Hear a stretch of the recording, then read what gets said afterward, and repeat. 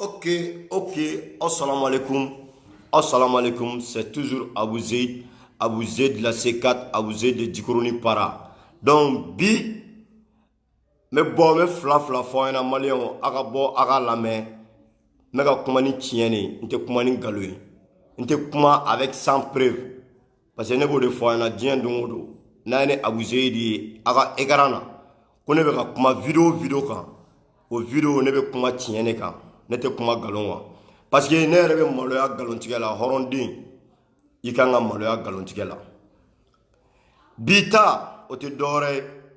komi kunu élection kun bɛ yen n'o kun ye législative la an bɛɛ bɔra ka taa voter mais maliyɛnden bɛɛ fo mɔgɔ bɔra ka t'i bolo da i ka candidat ye parce que i ye courage de sɔrɔ ka bɔ ka taa voter o de diyara anw yɛrɛ ye parce que n'i bɔra ka taa voter mɔgɔ min ka di i yɛrɛ ye n'o sigira o don n'o ma sigi fɛnɛ i kɔni y'i se kɛ i ka maliko la donc toujours me bɔ n bɛ maliyɛn bɛɛ lajɛlen fo n tɛ mɔgɔ si dɔgɔya n tɛ mɔgɔ si fa nɛni n tɛ mɔgɔ si ba nɛni mais n bɛ min fɔ aw ɲɛna maliyɛnw aw ka da la an ka tigɛ n na n kɔni bɛ min fɔ aw ɲɛna victoire lancera victoire tɛ dɔwɛrɛ ye o ye ze la solution ye Amadi Sangare commune 4 a bɛ ka fɛn fɛn ye réseaux sociaux sanfɛ manamanakanw de don dɛ a bɛ n'a fɔ Buwa ka campagne na mara n'a hakili b'a la an kun bɛ Buwa gagner Sumala Sise ka mɔgɔw wulila ka fan bɛɛ kɛ mankan ye aw hakili b'o la yɔrɔ bon victoire sugu de bɛ yen u yɛrɛ ka victoire u bɛ k'o de lancer comme CDR mɔgɔw aw bɛɛ ka dɔgɔyaman tɛ mais n bɛ mɔgɔ min dɔgɔya CDR kɔnɔna la o mɔgɔw bɛ yen n'o ye Arasibati ye parce que ne bɛ Arasibati de dɔgɔya ka da kun jumɛn kan Arasibati filɛ nin a tɛ tiɲɛ kɔ a bɛ nkalon de kɔ kunun ale de ye Asani Sidibe dɔgɔya kunun ale de ye Mara dɔgɔya mais bi a nana fara olu fana kan tuguni kunun ale de ye Sumala Sise dɔgɔya kunun ale de ye Mali leader baw ale de y'u bɛɛ neni k'u bɛɛ dɔgɔya mais a tilala ka na tugu olu kɔ tuguni nafolo kama ani a ka intérêt personnel kama n'a ka di an bɛɛ lajɛlen n bɛ min fɔ an ɲɛna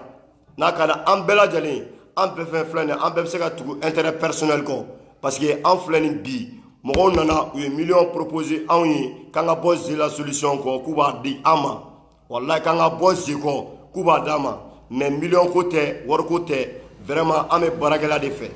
il est temps jamana ka yɛlɛma il est temps baarakɛlaw ka ta walayi ala on a fait 13 ans avec yɛlɛma rien n'a changé en commune 4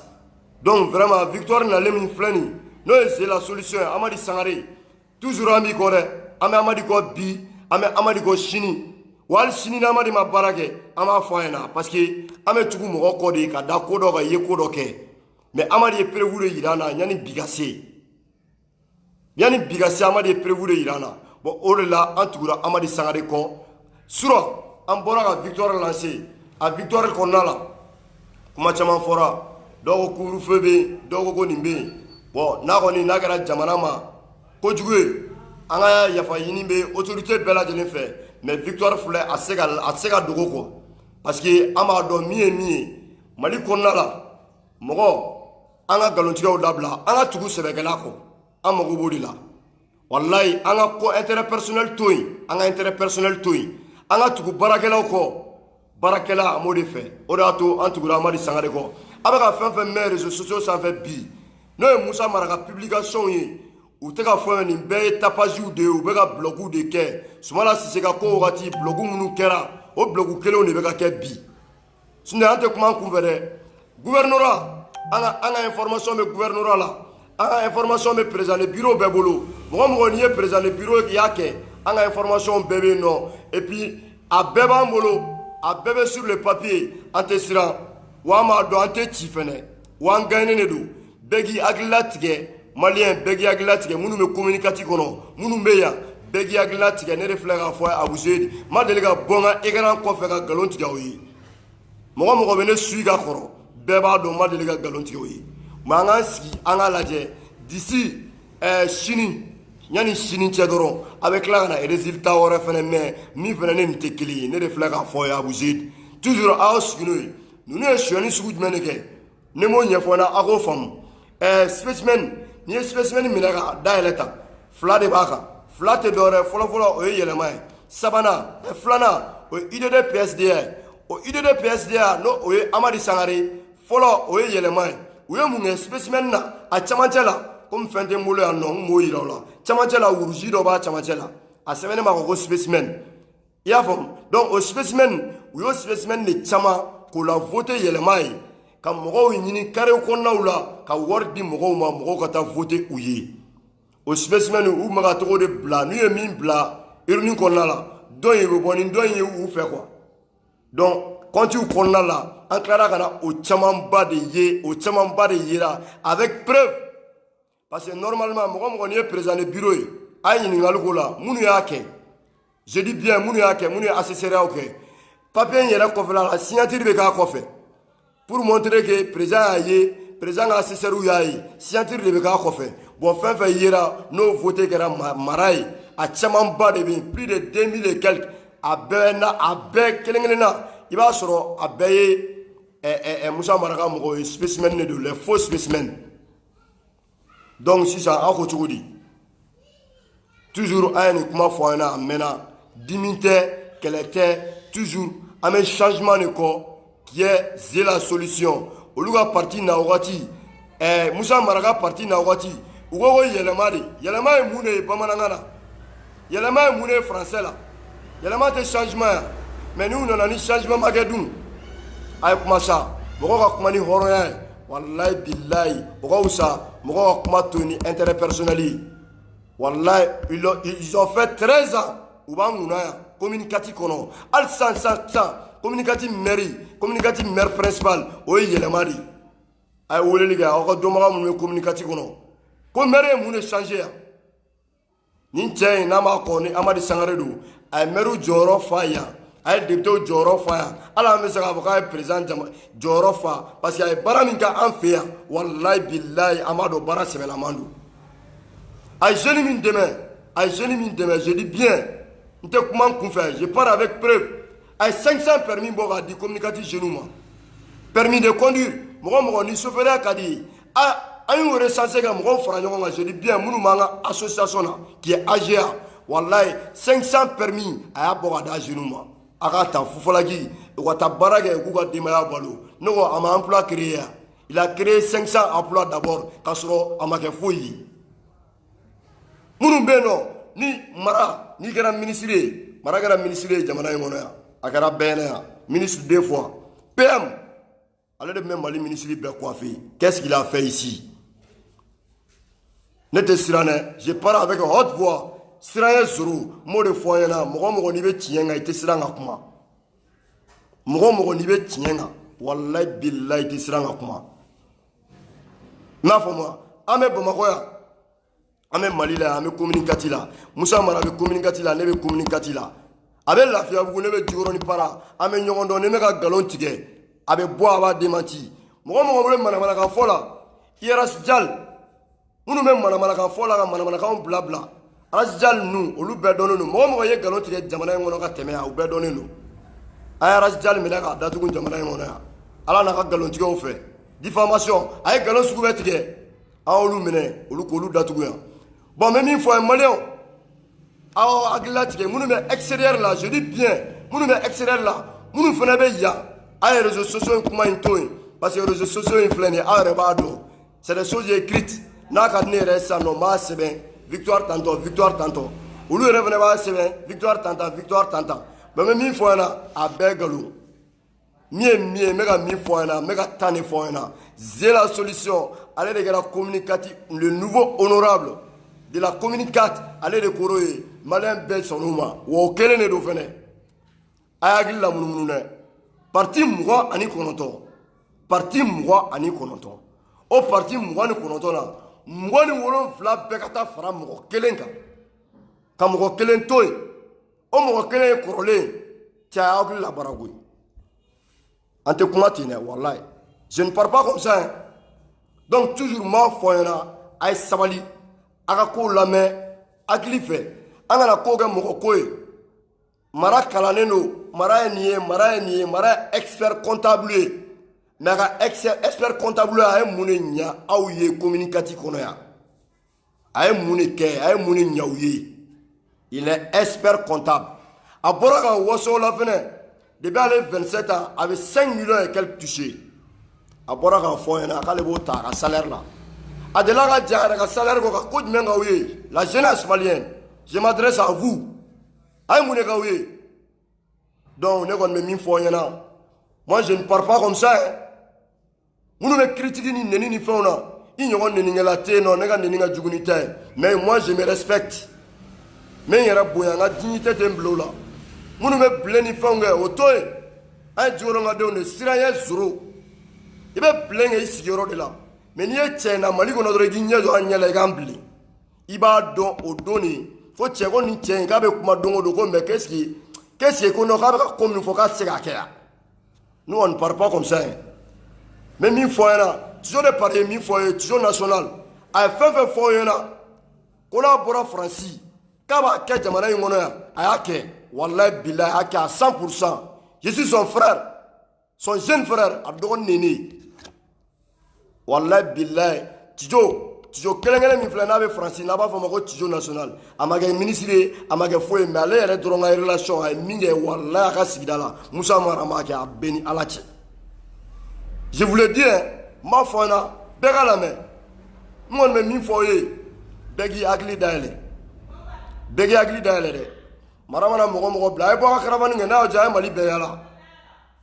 Mali bɛɛ yala mais surɔ an de bɔra ka yala hali n'i ye mara sara u tɛ k'u ka victoire fɛ hali n'i kun y'u sara surɔ k'u ka mobili ta u ka bɔ ka yala u tun tɛ se k'a kɛ peut pas le faire parce que u b'a dɔn u bɛ nkalon de kan tiɲɛ tɛ donc n kɔni bɛ min fɔ an ɲɛna a ye kumaw lamɛn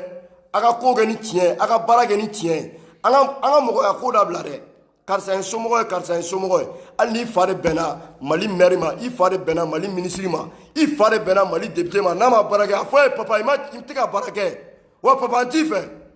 parce que i tɛ ka baara kɛ a ye tiɲɛ fɔ n'a kana tugu mɔgɔ kɔ ten dɛ a kana tugu mɔgɔ kɔ ten min ye o y'o ye toujours c'est la solution commune 4 ze a diyara mɔgɔ min ye ze a ma diya mɔgɔ min ye ze wa kɛlɛko tɛ dɛ k'a fɔ ko an bɛ bruit dɔ créer a donna ka d'an an bɛ bruit créer Mali bɛɛ bɛ bɔ a kalama n'a ka d'anw ye an bɛ bruit kɛ walayi bilayi a tɛ dogo Mali kɔnɔ an de tun bɛna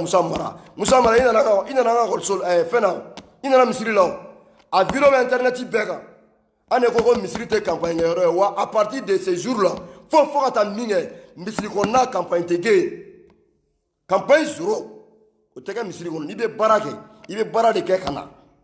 mais k'i sigi campagne ka kɛ la misiri kɔnɔna la ka don k'i bɛ don silamɛw n'u hakili cɛ aw silamɛw an bɛɛ ye silamɛ mais silamɛw de wulila ko Buwa y'a fɔ tan ko Buwa n'u ye ko dɔ signé parce que Buwa sera silamɛw fɛ yen bon n'a tɛ fɛ o ɲɔgɔnna wɛrɛ ka kɛ ni politicien fɛn fɛn nana k'a bɛ don an n'aw hakili cɛ a kana sɔn dɛ o tɛ kɛ yan bilen dɛ o banna campagne misiri kɔnɔna la o kuma banna pepewu ne Abu Zeyid ne kɔni b'a fɔ n bɛ se ka parce que n tɛ se ka kuma ni Mali ye Mali ka bon n tɛ se ka kuma ni communicati ye o fanga tɛ n na mais Jikɔrɔni Para la jeunesse de Jikɔrɔni Para o kɔni o banna pepu n kɔni je vous les assure n b'a fɔ an ɲɛna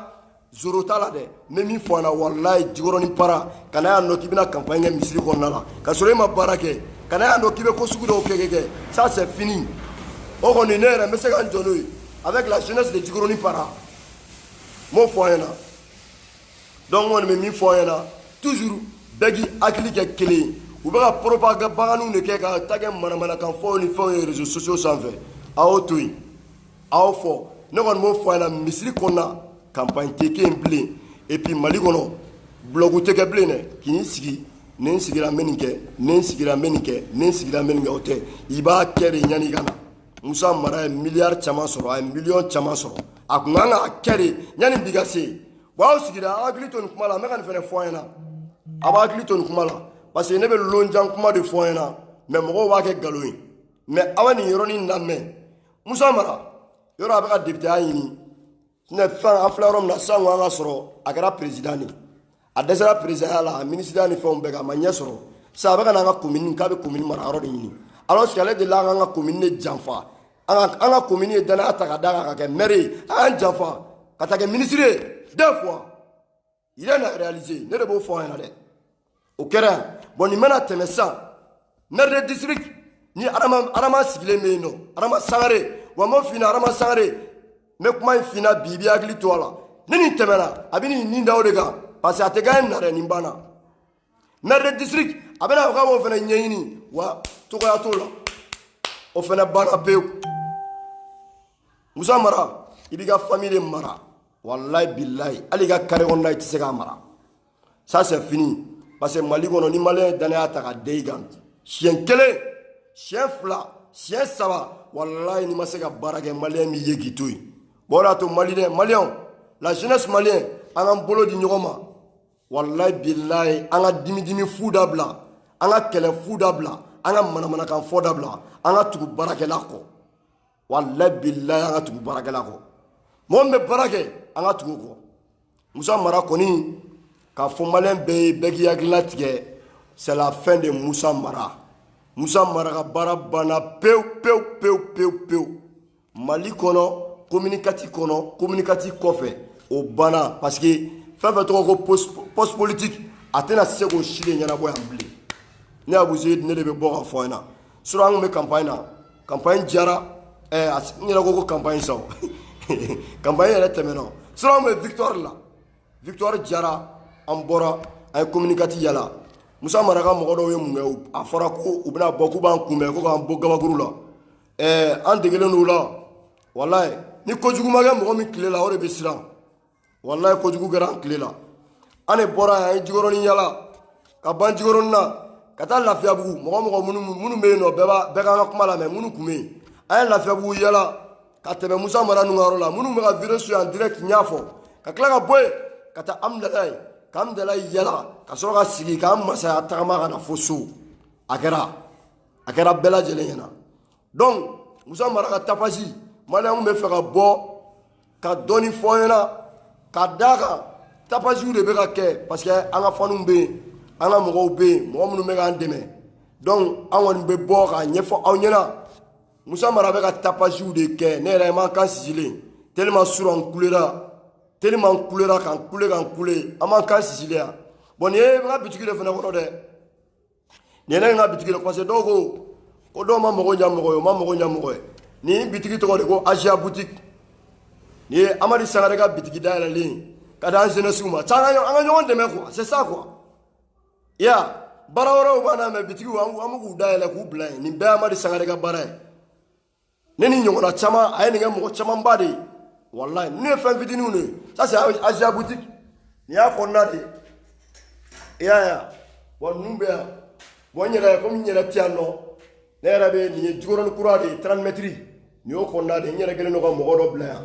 parce que y'anw d'affaires ye an ka ko ka ca yan ma voilà aw yɛrɛ ɲɛ b'a la voilà nin Asia boutique ye c'est la solution yɛrɛ a photo bɛ da la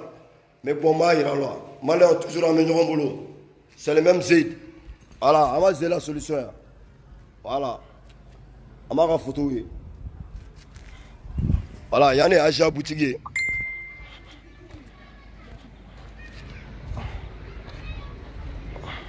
voilà donc Asia boutique de filɛ nin voilà c'est la solution maliyɛnw a y'a lajɛ les maliyɛnws de l'extérieur bɛɛ k'a lajɛ an ɲɛ b'a la Asia boutique et divers c'est la solution Ali Django et Aboubakar Traoré qui est moi donc Ali Django c'est mon ami Jikɔrɔni para 30 mètres donc voilà mon numéro donc ni de don quoi an bɛ ɲɔgɔn bolo quoi i m'a ye an ka ɲɔgɔn dɛmɛ o de ɲɔgɔn tɛ yen an b'o de fɔ ɲɔgɔn ɲɛna maliyɛndenw an de ye kelen an de kan k'an bolo di ɲɔgɔn ma an de kan ka sɔn ɲɔgɔn ta ma walahi bilahi an ka jamana cili an ka kuma dabila nin Asia boutique de ye nin y'o de kɔnɔ ta c'est la solution donc an bɛ ɲɔgɔn bolo quoi an de la ka nin photo bila mais a bɛ kɛ mɔgɔw ɲɛna ko propagande don o tɛ n'o de fɔ an ka fɛn o fɛn preuve de b'a la nous on part avec preuve c'est ça c'est la solution c'est la solution c'est la solution c'est la solution c'est la solution c'est la solution bloc tɛ yen dɛ an bɛ ɲɔgɔn bolo dɛ Amadi Sangare y'a dan de communicatif bɛɛ sekati naani an de b'ale kɔ a ye mɔgɔ la k'u bɛ ka manamanakan ni fɛnw fɔ aw to yen victoire in tɛ dɔwɛrɛ ye victoire in kɛlen don wa sini tɛ yan sini ni sinikɛnɛ an bɛ victoire in mɛn mara k'i ka mɔgɔ dɔw bila ka ne Abu Zeid ɲini k'u bɛ ka ne ɲini ko parce que ne bɛ ka kuma dɔw fɔ je suis là u taara ɲini mais u ma ye k'u ko k'u ma ye mais toujours n bɛ yen nɔ u y'a f'u ɲɛna k'u ka halisa k'u ka ɲinini daminɛ Ouanini. Et puis, rappelle les fous. Maintenant, comment il y a un tidima. Et là, vous avez un que les fous. Il était les fous. Il était les fous. Ni ta été ma tien de modo. Wallahi ga fabe kenea. Ante kulangala jamana ngono ya ne. Wallahi billah ante kulangala. Nous on ne s'amuse pas. Hein? Donc malin ame yomulo, c'est la solution. Tizo de pariga folie bien. Grand frère ba, tizo national. Donc allez nana ako kabe maraga ko baya. Wa mara iga ko bana communicatif kono. Anti la mere. Iki la me choko tilare. C'est la solution ou rien. Ame yomulo. Ada.